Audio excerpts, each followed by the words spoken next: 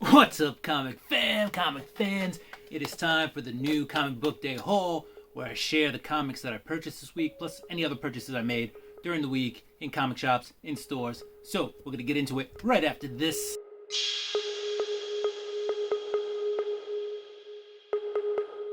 Welcome back. Don't forget to subscribe, hit that notification bell. Go ahead and throw me a thumbs up, a like if you like the content, and don't forget to comment down below. Whether you hate it, whether you love it, throw it in there. We'll talk. All right, so let's get into the books. This week, I went to Walmart and picked up some Walmart packs. So I'll just show up some of the packs I got. I think there was six different packs, and I got like 4 of them. Maybe there was 7. I don't know. But anyway, I picked up Amazing Spider-Man number 62 comic pack, only because I'm a glutton for punishment, and I can't stop buying Spider-Man. And this is his, that was the latest new suit that he had that kept him all, jacked into social media. So I got that. Next up, we got Silk number 1. I'm pretty sure this is just a reprint of the A cover from the original series. So I got that. All right. And then we got Black Knight number 1, Curse of the Ebony Blade. All right. So I just thought that was a pretty dope cover. So I picked that up. And then last but not least, we got Star Wars The High Republic number 3, because why not? This actually seems to be the comic that's, or the comic pack that seems to be selling the best, but not for that much. It's not anything crazy like some of the past packs have been. But anyway, when it's Star Wars, it's a new series, there's new characters popping up here and there. Why not? That is a good spec pick right there with Star Wars The High Republic number 3. All right, we're going to get into the books from the week. First off, we're going to start with Marvel, and we have Web of Spider-Man number 1. This is the variant. This is the California Disney Adventures variant.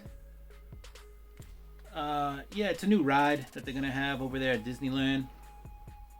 And so they spun a book out of that, out of this whole Avengers campus thing. And it's cute story. Not my favorite of the week. Probably the weakest of all the books I've read. It's not bad, not great. I think it's really more of a kid story, honestly. And I don't even think it happens in real world or 616 Marvel continuity. But it was a good book. Not great, not bad, just okay. And speaking of just okay, we have The Amazing Spider-Man, right? And this is issue number 68 or 869 Legacy. You know what? I'm not gonna murder it. It's good. I like some of the art. I thought the writing was good. It's continuing on the story. The Chameleon's got a thing going on. It's just a lot of setup in part 2. These usually go like 5 or 6 issues. So, not bad.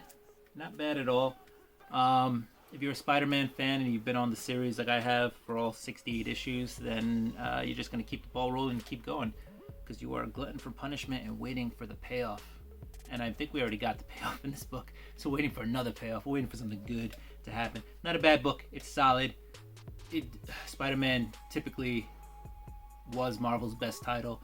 Now it's not, and I think that's what a lot of Spider-Man fans are hoping is going to happen, is that this becomes that A+ title again, and becomes the book to read for Marvel. Hey, as a Spider-Man fan, you feel entitled to that because of the years of history of it being so good. But it's not bad. All right, so we're moving on. All right, next up, we've got Bounty Hunter, War of the Bounty Hunters, Bounty Hunters 13.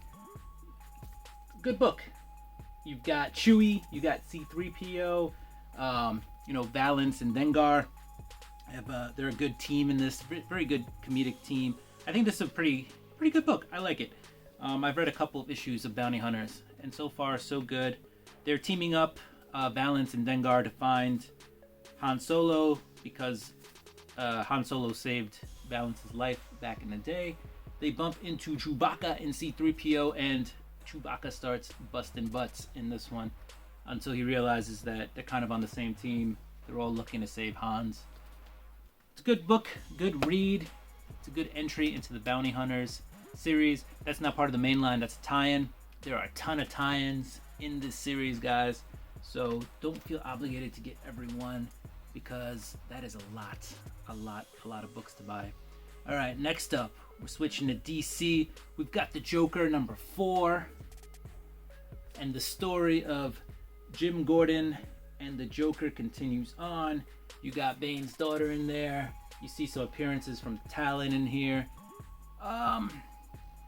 It's a good story, right? If you were expecting a story that the Joker told, this is not that book. This is a story that the periphery characters are telling, primarily Gordon, you know, Commissioner Gordon, former Commissioner Gordon here. It's real good. There's a lot of moving pieces, a lot of moving pieces. And so the Joker is now moving on to another place. The story basically revolves around Arkham Asylum getting gassed and everybody just blaming the Joker for it happening. And the Joker's like, I didn't do it.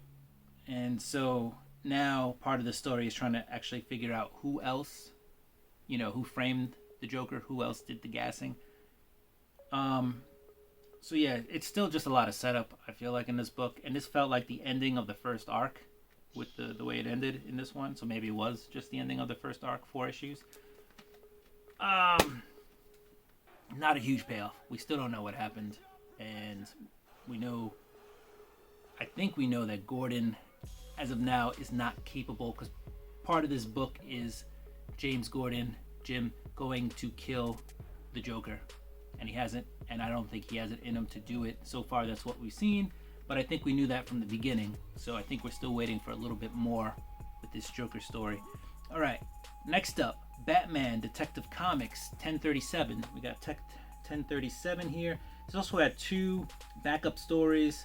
One from Scott Ridley, the other one from Mariko Tamaki, who also writes the main book.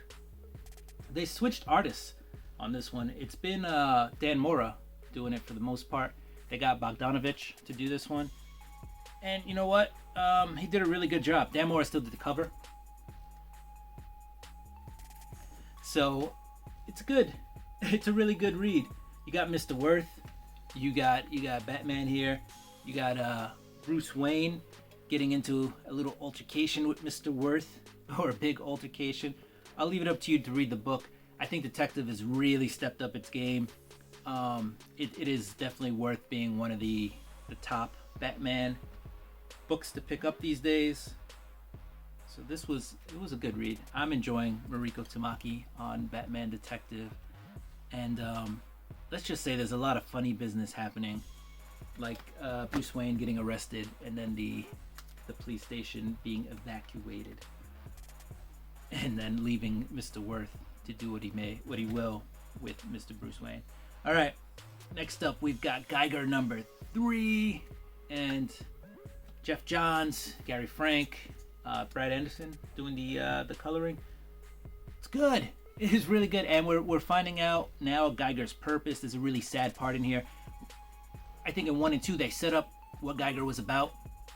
Right, he had a family, locked them in a bunker. He was protecting them. In this issue, we kind of find out what happened to that family, and we find out Geiger doesn't have any purpose. After I'm kind of giving away some stuff, Geiger feels like he doesn't have a purpose after we find out what happens.